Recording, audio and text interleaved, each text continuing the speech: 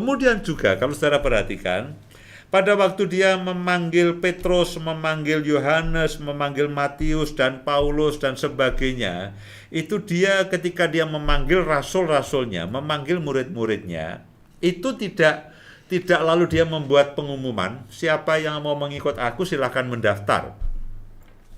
Alih-alih dia membuat pengumuman, dia mendatangi calon murid-muridnya itu satu persatu. Ya, pada waktu dia ketemu dengan Petrus dan Andreas, Petrus dan Andreas sedang menjala ikan, sedang menebarkan jala, lalu Tuhan menghampiri Petrus dan Andreas, ikutlah aku.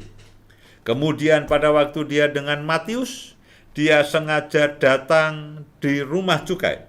Matius sedang duduk di rumah cukai, lalu Yesus datang kepada Matius di rumah cukai. Ya, datang di tengah-tengah pekerjaannya dan mengatakan kepada Matius, Matius, ikutlah aku. Kemudian pada waktu dia ketemu dengan Yohanes dan Yakobus sedang membereskan jala. Mereka berdua sedang membantu ayahnya selesai menjala ikan. Mereka sedang ringkes-ringkes jalannya. Tuhan katakan, ikutlah aku. Kepada Paulus pada waktu itu sedang semangat ingin menganiaya jemaat. Di tengah jalan Tuhan itu menampakkan dirinya, menghampiri Paulus dan mengatakan, Paulus, ikutlah aku.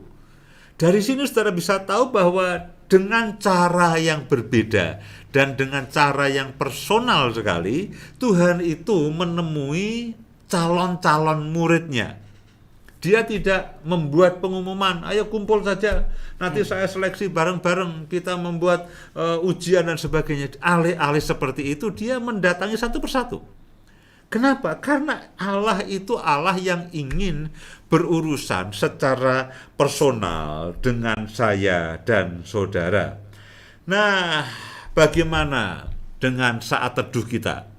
Ya, ayat-ayat pertanyaan-pertanyaan itu akan menolong sejauh mana hubungan personal kita dengan Tuhan. Apakah saudara menikmati saat teduhmu?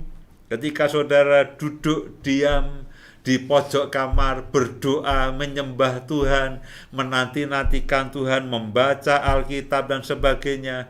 Apakah saudara menikmati itu semuanya? Dari situ kita bisa tahu apakah saya dan saudara itu punya waktu membangun hubungan pribadi yang khusus dengan Tuhan atau tidak. Oh ya, kita bisa berhubungan dengan Tuhan dimanapun kita berada. Kita bisa membangun, kita bisa menyapa Tuhan sementara kita melakukan berbagai macam pekerjaan, iya. Tapi yang saya maksud adalah bagaimana dengan waktu-waktu secara khusus. Kita bisa mendengarkan khotbah para pendeta. Tapi bagaimana apakah kita secara pribadi kita membaca firman Tuhan lalu berdoa supaya Roh Kudus menolong kita sehingga kita diwahyukan dengan setiap kebenaran firman Tuhan.